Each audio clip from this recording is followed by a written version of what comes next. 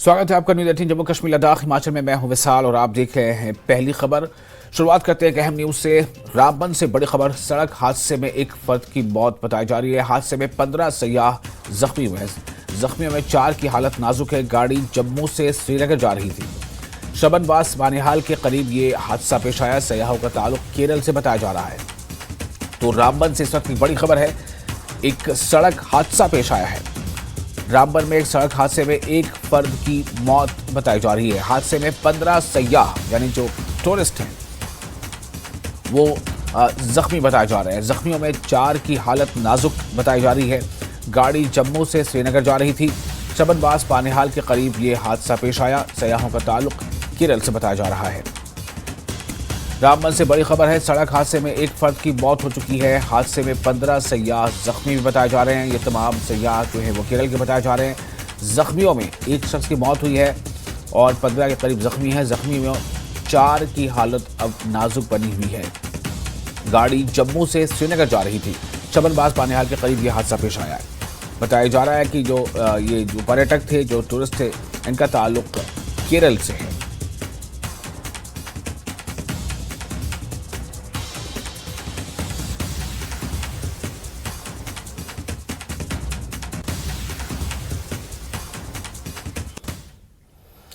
PDP के सदर महबूबा मुफ्ती ने राजौरी का दौरा किया और थाना मंडी से रोड शो का आगाज किया। महबूबा मुफ्ती ने कहा कि बीजेपी आवाम का कंट्रोल और एतमाद खो चुकी है क्योंकि वो लोगों का वकार बरकरार नहीं रख सकी। महबूबा मुफ्ती ने कहा कि तमाम असमतदरी करने वालों को बीजेपी लीडर पना दे रहे हैं और बीजेपी लीडर आवाम को धमकी दे रहे हैं कि वो दूसरी पार्टियों को वोट न दें और सिर्फ बीजेपी को वोट दें। महबूबा मुफ्ती ने कहा कि लोग बीजेपी के झूठे वादों से तंग आ चुके हैं और कहा कि लोकसभा इंतखाबात के दौरान अवाम बीजेपी को हुकूमत से बाहर कर देंगे। महबूबा मुफ्ती ने कहा कि बीजेपी पहले ही शिकस्त खा चुकी है क्योंकि उन्होंने अनंतनाग राजौरी में इंतखाबात को टाल दिया है और नई तारीख का ऐलान सिर्फ अवाम को गुमराह करने और बड़ा नुकसान पहुंचाने के लिए किया गया है। लोगों के पास बिजली नहीं और बिजली फीस बहुत ज्यादा है, बेरोजगारी बेकारी सबसे ज्यादा है, ये सब मुद्दे हैं। इंडिया ब्लॉक को, कांग्रेस को, राहुल गांधी को सपोर्ट करती हूँ क्योंकि वो संविधान के लिए, आईन के लिए खड़े हैं, हिंदू मुस्लिम भाईचारे के लिए खड़े हैं, जवानों के लिए खड़े हैं, नफरत के खिलाफ खड़े हैं। उनके साथ कहा था हम 2 करोड़ नौकरियां हर साल देंगे, अभी तक 20 करोड़ नौकरियां कहाँ है? उन्होंने कहा था 15 लाख रुपए हम लोगों के अकाउंट में जमा करेंगे, वो कहाँ है? उन्होंने कहा था किसानों को एमएसपी देंगे, तो कहाँ दी? तो जितने भी वादे किए थे उन्होंने कोई वादा नहीं पूरा किया और अब लोगों के पास वोट मांगेंगे तो किस पे मांगेंगे? तो फिर वही हिंदू मुस्लिम का राग, आपका मंगलसूत्र ले लेंगे आपसे। अब मुझे बताइए, हमारे कॉन्स्टिट्यूशन में मजहब के नाम पे आरक्षण नहीं है, तो फिर कांग्रेस कैसे आज 50 साल दिया कांग्रेस ने, अब आज देंगे? ये सारा झूठ है, लोगों का ध्यान भटका। राजौरी में न्यूज 18 JKLH से बात करते हुए पीडीपी सदर महबूबा मुफ्ती ने कहा है कि पीडीपी एक गरीब जमात है जो ज्यादा खर्च नहीं कर सकती है। महबूबा मुफ्ती ने कहा कि इसलिए वो चाहते थे कि इंतखाबात मुलतवी न हो। उन्होंने कहा कि नेशनल कॉन्फ्रेंस को इंतखाबात में पता चल जाएगा कि पीडीपी कितनी मजबूत है।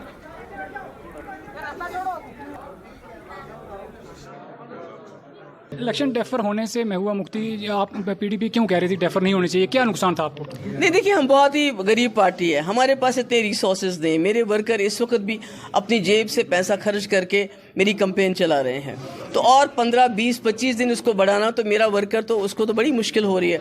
दूसरा, जो इन्होंने एक धमकियां देने का सिलसिला शुरू किया, जैसे आपने कल देखा एक वीडियो में, बीजेपी का एक लीडर कह रहा है खास तौर से पहाड़ियों को कि अगर आपने हमारे कहने पे एक प्रॉक्सी कैंडिडेट को वोट नहीं डाला तो हम 1947 जैसे हालात करेंगे यहाँ पर, और फिर आपको पता चलेगा क्या होगा। तो ये सब चीज़ें नहीं होनी चाहिए इलेक्शन में, क्योंकि इलेक्शन में कोई भी किसी को वोट डाल सकता है। तो मुझे लगता है इलेक्शन डेफर इसीलिए किया गया, एक तो घबरा गए हमारे लोगों के रिस्पॉन्स से, दूसरा ये चाहते हैं लोगों को धमका के, डरा के उनसे वोट हासिल किया जाए इनकी प्रॉक्सी पार्टीज के लिए। जम्मू उधमपुर में आपने इंडिया अलायंस का साथ दिया, लेकिन यहाँ कांग्रेस एनसी का साथ दे रही है। कोई बात नहीं, हम तो उसके बावजूद इंडिया अलायंस के साथ उसूलों की वजह से, क्योंकि वो एक बहुत ही बड़ी लड़ाई लड़ रहे हैं, खासकर राहुल गांधी जी, जो इस वक्त पूरे मुल्क के संविधान को खतरा है। कहते हैं अगर इस बार बीजेपी जीत गई तो आगे कभी इलेक्शन नहीं होगा, संविधान को ख़त्म करेंगे, रिजर्वेशंस ख़त्म करेगी बीजेपी, ये सब बातें चल रही हैं। तो इसलिए और भाईचारे को तो आपने देखा ही है, मंगलसूत्र की बात होती है, मुसलमानों को ये दिया जाएगा, वो दिया जाएगा। जब तक आज तक 50 साल में कांग्रेस ने तो ऐसा कुछ नहीं किया। तो इन चीज़ों के लिए हम राहुल गांधी जी के साथ खड़े हैं। नेशनल कॉन्फ्रेंस का कहना है कि पीपल डेमोक्रेटिक पार्टी बैली में कमज़ोर थी, इसलिए हमने अलायंस जो है वो तोड़ा है। नहीं, वही तो मैं कह रही हूँ। उन्होंने कहा कि पीडीपी कहीं नहीं है। तो आपने देखा होगा रैली में मेरे लोगों का रिस्पॉन्स आपने खुद देखा होगा। अगर आप वहाँ आएंगे तो लोग, अब मेरे ख्याल में इलेक्शन में खुद लोग जवाब देंगे पीडीपी कहाँ कमज़ोर है, कहाँ नहीं है। और नेशनल कॉन्फ्रेंस के सदर डॉक्टर फारूक अब्दुल्ला ने थाना मंडी राजौरी में कहा है कि ये बाबा कौम महात्मा गांधी का हिंदुस्तान है और वो मुहिब वतन लोग हैं। फारूक अब्दुल्ला ने कहा कि वो दिल से हिंदुस्तान से मोहब्बत करते हैं। फारूक अब्दुल्ला ने कहा कि अगर उन्हें पाकिस्तान जाना होता तो वो 1947 में चले गए होते। फारूक अब्दुल्ला ने कहा कि उन्होंने खुद ही यहाँ रहने का फैसला किया क्योंकि वो हिंदुस्तान से मोहब्बत करते हैं। फारूक अब्दुल्ला ने कहा कि भगवान राम सिर्फ बीजेपी के नहीं बल्कि पूरी इंसानियत के हैं। फारूक अब्दुल्ला ने कहा कि बीजेपी श्री राम के नाम पर सियासत क्यों कर रही है।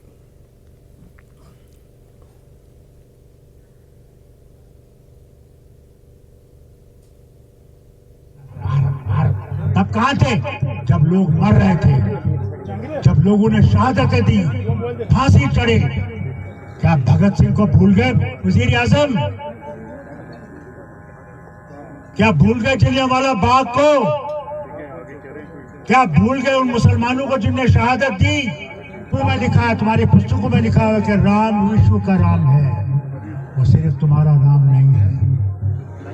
मगर अफसोस, जैसे हम मुसलमान हैं ना, कुरान को सीने से लगाया है मगर पढ़ते नहीं। इसी तरह तुमने भी मेरे ख्याल से वो किताबें सीने से लगाई होंगी मगर पढ़ी नहीं। कि ये सीट जीतेंगे हमारी लड़ाई से। आज हमने इनको दिखाना है हम में कोई लड़ाई नहीं है, हमारी लड़ाई आपके साथ है। आप हमारे दुश्मन हैं, आप हमारे दुश्मन रहें और आप हमारे दुश्मन रहेंगे। और फिलहाल एक छोटा सा ब्रेक लेते हैं। ब्रेक के बाद खबरों का सिलसिला जारी रहेगा।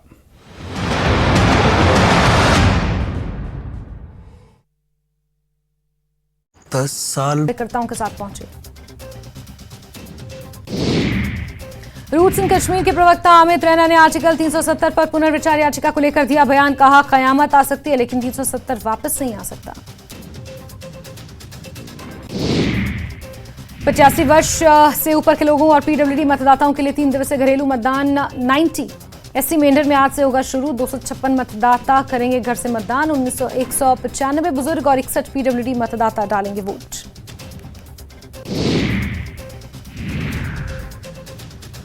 पाकिस्तानी संसद में उठा धर्म परिवर्तन का मुद्दा। सेनेटर दानिश कुमार ने उठाया मुद्दा। कहा हिंदू लड़कियों को अपना धर्म बदलने के लिए किया जा रहा मजबूर।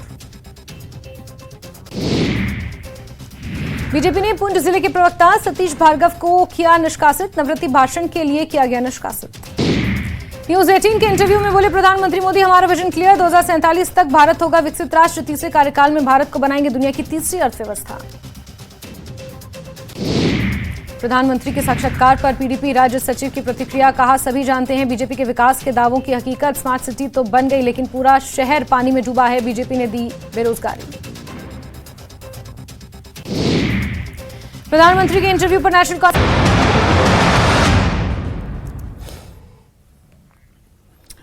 कॉन्फ्रेंस के नायब सदर उमर अब्दुल्ला ने कहा है कि बीजेपी अपना मैदान खो चुकी है, इसीलिए बीजेपी मंगल सूत्र जैसे मसाइल को उठाकर लोगों की तवज्जो हटाने की कोशिश कर रही है।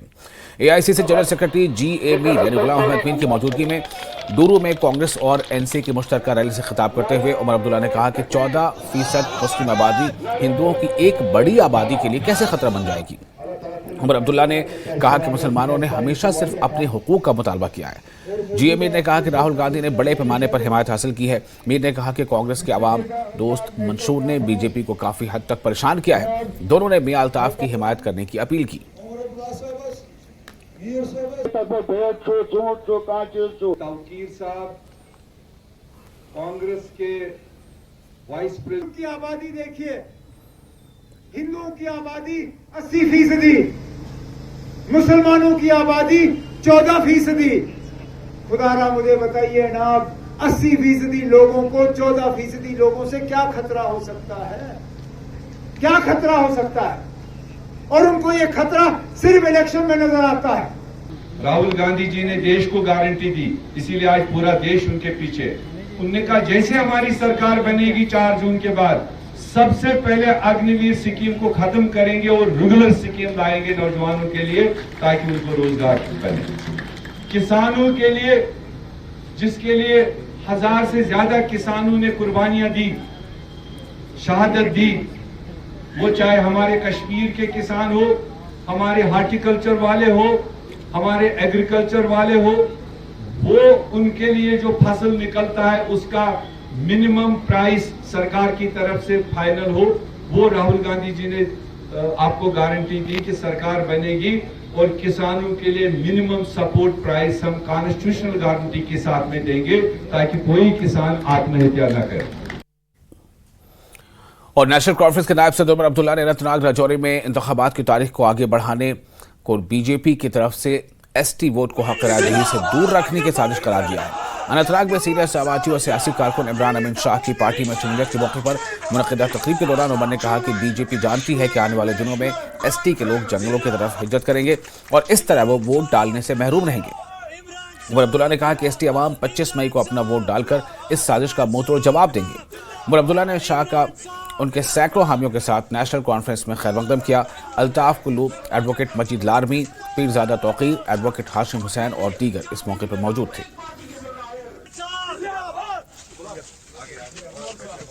हमने हफ्ता पहले कहा था कि ये फैसला मत लीजिए, यहाँ के इलेक्शन को पोस्टपोन करने की कोई जरूरत नहीं है। अरे जब बारिश पड़ रही थी तब नहीं किया, जब धूप निकली तब कहा इलेक्शन पोस्टपोन करो। हमने ये तक कहा इलेक्शन कमीशन को कि खुदारा हमें बताइए ना, जो लोग आपसे इलेक्शन पोस्टपोन करने की बात कर रहे हैं वो तो मैदान में नहीं है, बीजेपी का उम्मीदवार नहीं है, पीपल्स कॉन्फ्रेंस का उम्मीदवार नहीं है, जिनके आप ये चिट्ठियां लेके यहाँ इंतजामिया को भेज रहे हो, उनका जब उम्मीदवार नहीं है तो इलेक्शन के मुतालिक अपनी राय क्यों दे रहे हैं? सीधी सी बात है, यहाँ कोई साजिश रचाई जा रही है। हमने ये भी कहा कि ना आपने ये कॉन्स्टिट्यूएंसी बनाई, लेकिन यहाँ से रजौरी पुंछ जाने के अलग रास्ते हैं। जरूरी नहीं है कि हर किसी को मुगल रोड से जाना है, वैसे भी मुगल रोड साल के 4 महीने 5 महीने बंद रहता है, तो इसका हम क्या मतलब निकालें कि 4-5 महीने के लिए मेंबर पार्लियामेंट साहब आर पार जाएंगे नहीं? जम्मू से जा सकते हो, रियासी से जा सकते हो। जनाब फारूक अब्दुल्ला साहब और हमारे जो कैंडिडेट मियां अल्ताफ साहब जो है वो आज यहाँ मौके पे मौजूद नहीं है क्योंकि वो रजौरी गए और कल वहां जम्मू चले गए। तो अगर वो जा सकते थे इलेक्शन पोस्टपोन करने की जरूरत नहीं थी, लेकिन सोच समझ के एक साजिश के तहत जो है ये फैसला लिया गया, क्योंकि उनका गर्ज ये था कि हमारे जो गुजर बकरवाल जो है उनका वोट उनसे छीना जाए। और नेशनल कॉन्फ्रेंस के सदर फारूक अब्दुल्ला ने कहा है कि इलेक्शन को मौखर करना इलेक्शन कमीशन के हाथ में था। फारूक अब्दुल्ला ने कहा कि उन्हें अपने लोगों पर भरोसा है और उन्हें यकीन है कि एनसी का उम्मीदवार जीत दर्ज करेगा। कि हमारे तक तो था नहीं, इलेक्शन कमीशन ने डेफर किया, मुबारक उनको। और क्या है सर, कितना मजबूत मान रहे हैं नेशनल कॉन्फ्रेंस को आप इस पूरी सीट पर, कितना मजबूत मान रहे हैं, जबकि महबूबा मुफ्ती की ये सीट है अनंतनाग से वो चुनाव लड़ती आई है इससे पहले? मैं सिर्फ ये कहूँगा, हमें अपने लोगों पे भरोसा है और अल्लाह पे भरोसा है, बस। और अपनी पार्टी के सदर सैयद अल्ताफ बुखारी ने अनंतनाग राजौरी सीट के लिए इंतखाबात मौखर करने के इलेक्शन कमीशन के फैसले का खैर मकदम किया है। अल्ताफ बुखारी का कहना है कि वो दूसरों के साथ मिलकर ये चाहते थे क्योंकि मौसम अच्छा नहीं था। हमारी गुजारिश थी, पार्टली उसको माना गया है क्योंकि मौसम ख़राब है। अभी भी आज पिछले 4 दिन से आप देख रहे हैं मुगल रोड बंद है, वहाँ ऊपर जो लोग बस रहे उनकी वजह से हमने कहा था। बाकी भी आज़ाद उम्मीदवार जो वहाँ हैं उनको भी चाहिए था, वो भी कह रहे थे कि हम पहुँच नहीं पा रहे हैं इलाकों में, तो इसलिए अच्छा है ताकि डेमोक्रेसी में तो हर एक का वोट माने रखता है ना, खुशफहमी में रहने से कुछ नहीं होता है। तो सर क्या अपनी पार्टी आप पूरी ताकत अपनी श्रीनगर में लगाएगी? अभी तो श्रीनगर में, फिर बारामूला कॉन्स्टिट्यूंसी में भी और फिर अनंतनाग राजौरी में भी। हम तो तीनों जगह से लड़ रहे हैं, 2 जगह से हम लड़ रहे हैं, 1 जगह से हम सपोर्ट कर रहे हैं सजाद साहब को। इंशाल्लाह वो भी टफ कंपटीशन कहाँ पे लग रहा है? और जम्मू कश्मीर बीजेपी के सदर रविंद्र रैना ने श्रीनगर में पार्टी कैडर से मुलाकात की। उनके साथ तरुण चुग और दीगर सीनियर लीडरान भी थे। रैना ने कहा कहा कि खराब मौसम की वजह से अनंतनाग राजौरी इलेक्शन की तारीख मुलतवी कर दी गई है। बीजेपी की जानिब से वादी से कोई उम्मीदवार खड़ा न करने पर कारकुनों की नाराजगी से मुताल्लिक खबरों पर रैना ने कहा कि बहुत सी रियासतों में वो इलाकाई पार्टियों के साथ इत्तेहाद में है और पार्टी कैडर इसे समझता है।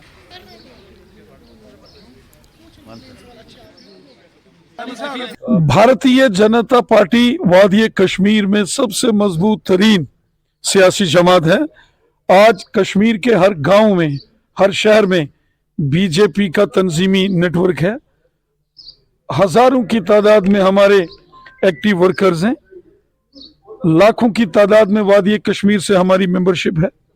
देखिए, कभी कभी कोalition बनता है।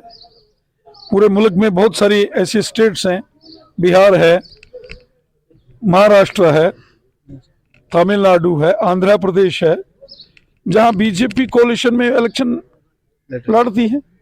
अगर कश्मीर में भी किसी जमात से या किसी कैंडिडेट के साथ बीजेपी का कोalition होता है या बीजेपी किसी की सपोर्ट में आती है तो यकीनन आप देखेंगे उसकी जीत होगी। भारी बर्फबारी के चलते वादी कश्मीर को राजौरी पुंछ से जोड़ने वाला मुगल रोड पूरे तरीके से बंद हो चुका है। पीर की गली से लेके बफलियास तक, सुरनकोट तक और पीर की गली से शुपियान तक भारी बर्फबारी हुई है। रास्ते बंद हैं, लैंडस्लाइड हुई है। यहां से कैंपेन के लिए वादी कश्मीर से राजौरी पुंछ जाना मुश्किल है। राजौरी पुंछ से अनंतनाग, कुलगाम, शोपियान में कैंपेन के लिए आना मुश्किल है। भारी बर्फबारी के चलते लोग अपने घरों से सड़क तक नहीं जा सकते तो लोग वोट कैसे देंगे। इसलिए इलेक्शन कमीशन ने फैसला लिया है, ये कोई बीजेपी ने बर्फ नहीं गिराई है। इसलिए ये इल्जाम तराशी करना कि इसके लिए बीजेपी कसूरवार है, ये ठीक नहीं है। खुद मोहतरम उमर अब्दुल्ला साहब राजौरी पुंछ नहीं जा सके। आज मोहतरम डॉक्टर फारूक अब्दुल्ला साहब राजौरी पहुंचे तो जम्मू से उनको हवाई जहाज का सफर करना पड़ा। और फिलहाल एक छोटा सा ब्रेक लेंगे। ब्रेक के बाद खबरों का सिलसिला जारी रहेगा।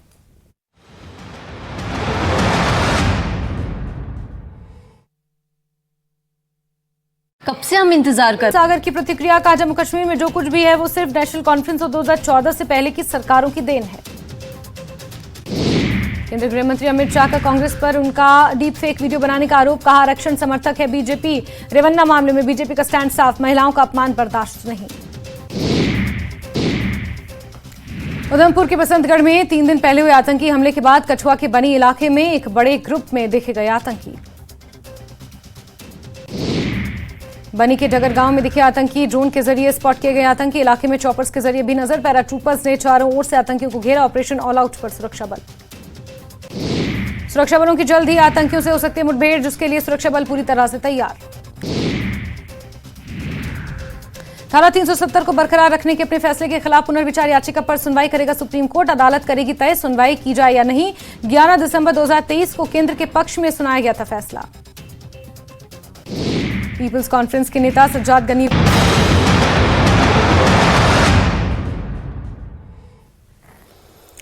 पीपल्स कॉन्फ्रेंस के चेयरमैन सज्जाद गनी लोन ने बारामूला लोकसभा हल्के के लिए अपने कागजात नामजदगी जमा करा दिए हैं और बारामूला में रिटर्निंग ऑफिसर के दफ्तर में कागजात नामजदगी दाखिल किए गए। लोन ने नेशनल कॉन्फ्रेंस के खिलाफ सख्त इल्जाम लगाए और दावा किया कि उन्होंने मायूसी और मौके पर स्थाना बोली में वजीर आजम नरेंद्र मोदी से हिमायत मांगी थी।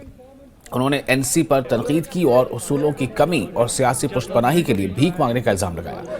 लोन ने जोर देकर कहा कि उनकी इंतखाबी जंग सिर्फ एक सीट जीतने की नहीं है, बल्कि जम्मू कश्मीर के लोगों के वक़ार और तरक्की की लड़ाई है।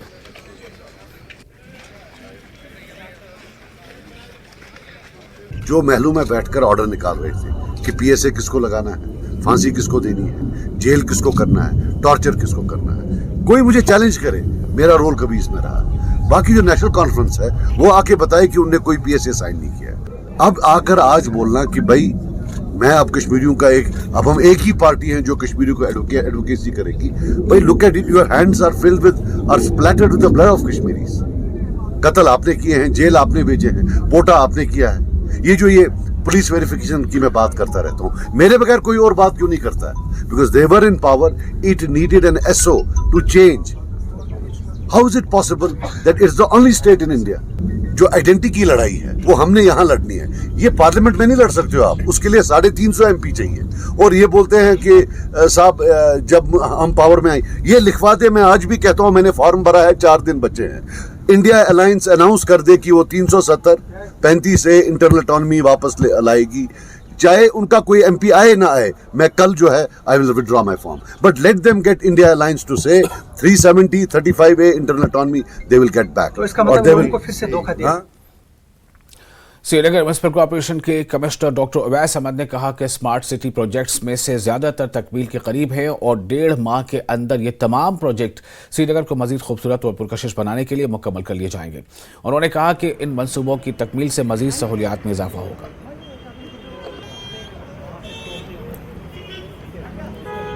मौजूद है SMC commissioner doctor Uwais Ahmed जिन्होंने अभी सिटी का टूर किया है और जो ऑन ग्रोइंग प्रोजेक्ट्स है यहाँ पे स्मार्ट सिटी के, उनका उन्होंने जायजा लिया है। कितने ये प्रोजेक्ट जो ऑन गोइंग है, कितना काम इन पे पूरा हुआ है? देखिए, हमारे जितने भी ऑन गोइंग प्रोजेक्ट्स हैं, जैसा मैंने आपको पहले भी बताया था कि जून की हमारी डेडलाइन है, उनको हम कंप्लीट करेंगे। और आज हमने कल हम जहांगीर चौक का देख रहे थे, आज हम ये बाकी रोड्स का देख रहे हैं। तो काम हमारे जो पेस है वो बिल्कुल सेटिस्फैक्ट्री है, काम ठीक तरीके से चल रहा है। हमने अपना फोकस अभी शिफ्ट किया क्योंकि मैग्नेमाइजेशन का सीजन आ रहा है। जैसे थोड़ा सा टेम्परेचर आप नॉर्मली इस टाइम तक हो जाती थी, पर टेम्परेचर थोड़ा बारिशों की वजह से डिप किया और मैग्नेमाइजेशन थोड़ा सा डिले हुआ 2-4 दिन। तो उसके लिए हमारी सरफेस पूरी तरह रेडी है। हमारे जो काम है वही हम टारगेट करके चल रहे थे कि इमीडिएटली रोड सरफेस हम क्लियर करके दे दें और सिविल वर्क फिर हमारा 1 महीना लगा के हम इसको पूरी तरह कंप्लीट करें। उसी पेस पे हम चल रहे हैं। और आज जो करणनगर का ये रोड है, इसमें भी यही देखने को मिल रहा है। और इसी के साथ साथ जो हमारा पार्किंग बे यहाँ पे बननी है, इमीडिएटली आफ्टर मैग्नेमाइजेशन पार्किंग बे का काम चलेगा ताकि गाड़ियों यहाँ पे गाड़ी स्मूथली यहाँ पे अप्लाई कर सकें। अभी जो आप देखते हैं कि ट्रैफिक का इशू आ जाता है बिकॉज कंस्ट्रक्शन मटेरियल थोड़ा सा पड़ा रहता है, उसकी हमारी कोशिश है कि हम इमीडिएटली इसको रोड को क्लियर करके दें और जो सिविल काम है वो अंदर चलता रहे। और आने वाले 1-1.5 महीने में आप देखेंगे काम कंप्लीट हो जाएगी। और लद्दाख पुलिस ने आइलैंड के 2 सयाहों को बचा लिया है। ये दोनों ट्रैकिंग मुहिम पर निकले थे और राह भटक गए थे। पुलिस को एक कॉल मौसूल हुई थी जिसके बाद इन दोनों को रेस्क्यू किया गया। जैकी नामी सयाह ने अपनी रुदाद कुछ इस तरह सुनाई। Together with my friend Deirdre from Ireland, by the local police in Ladakh, and this is what happened.